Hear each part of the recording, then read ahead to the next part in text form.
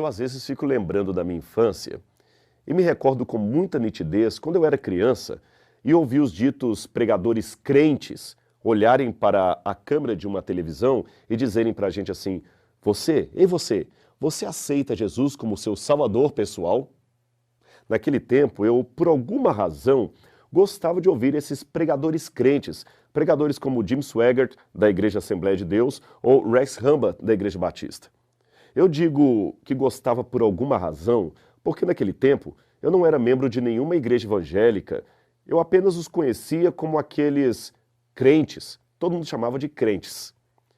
Mas, de qualquer maneira, como eu disse, eu gostava de ouvi-los. Hoje eu sou também um crente, sou adventista do sétimo dia. No entanto, eu tenho observado que houve uma mudança muito significativa no apelo que muitos pregadores fazem, especialmente os pregadores de televisão. Muitos dizem para eu aceitar a Jesus não como meu salvador pessoal, pelo contrário. A maioria parece insistir para que eu aceite a Jesus se eu tiver problemas financeiros. Eles querem que eu aceite a Jesus se eu tiver problemas emocionais. Eles querem que eu aceite Jesus se eu estou com problemas financeiros na minha conta corrente. Então insinuam participações em cultos para depois disso darem depoimentos de curas, de recuperação de empresa, de carro. Fala-se muito em problemas de doença, dinheiro, emoção, mas não se fala mais em pecado, salvação, santificação. O que aconteceu? Eu percebo que foi uma mudança muito radical, que pode ser vista em muitos púlpitos cristãos. Já dizia o velho apóstolo Paulo, citando o Antigo Testamento: hoje, se ouvirdes a sua voz, não endureçais os vossos corações, Hebreus 3, versículo 15. Mas, já que demonstrei saudosismo dos tempos em que os pregadores insistiam para eu aceitar a Jesus como meu salvador pessoal e não como meu consultor de negócios, eu ainda faço uma pergunta hoje. O que significa, naquele tempo ou hoje, aceitar a Jesus?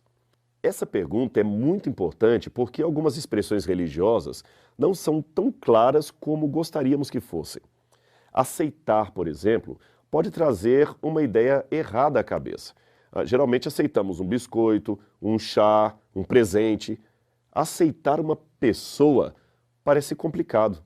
Existem, porém, casos em que uma pessoa aceita a outra, assim como, por exemplo, quando uma pede a outra em namoro ou pede em casamento.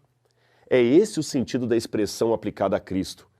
Aceitar a Jesus como Salvador pessoal significa receber o presente dele, o presente da vida eterna. O problema é que muita gente pensa que aceitar Jesus é apenas uma questão emocional ou intelectual. Eles até concordam que Jesus foi um bom homem, que fez um bom trabalho, mas ficam nisto. Não se sentem motivados a segui-lo, não se sentem motivados a serem transformados por sua graça. Isto, meu amigo, não é ser convertido, mas sim convencido a respeito de Deus. Tal ideia de religião não leva a nada. Quem aceita Jesus, em primeiro lugar, é transformado por ele. Em segundo, aceita andar em acordo com a sua santa vontade. Mas não se torna perfeito da noite para o dia. Ninguém consegue atingir a perfeição assim, num estalo. Esta pessoa que aceita Jesus ainda cometerá falhas. A diferença é que a graça de Cristo vai aos poucos nos moldando e dando poder para vencer a tentação e o pecado. Afinal de contas, ele, Jesus, sabe que não podemos brincar de ser cristãos. E aqueles que aceitam a Cristo têm o mesmo sentimento. Não posso brincar com a salvação que o meu Senhor me deu. Assim, aqueles que aceitam a Jesus genuinamente têm duas coisas em sua mente. Em primeiro lugar, eles estão cientes de que não é Deus que precisa da sua fidelidade, mas o seu respeito aos 10 mandamentos trará vantagens sobre eles mesmos. Portanto, reconhecem que não estão fazendo nada para favorecer a Cristo, mas apenas para favorecer a si mesmos. Quem ganha com a obediência é aquele que obedece. Em segundo lugar, aqueles que aceitam a Cristo também sabem que as suas imperfeições não levarão Cristo a desistir deles. Se caírem em tentação, arrependam-se de verdade, e o Senhor estará ali, disposto a perdoá-los do mesmo modo que esteve disposto a morrer por eles, porque Ele é o seu Senhor e Ele os ama. É por isso que aceitar a Cristo é a mais inteligente decisão da vida. Pena que muitos pregadores não falam mais para você aceitar a Jesus. Mas eu ainda insisto, aceite hoje Jesus como seu salvador pessoal. Uma mudança radical ocorrerá para o bem e você não se arrependerá dela. Que Deus abençoe você. Aceite a Jesus.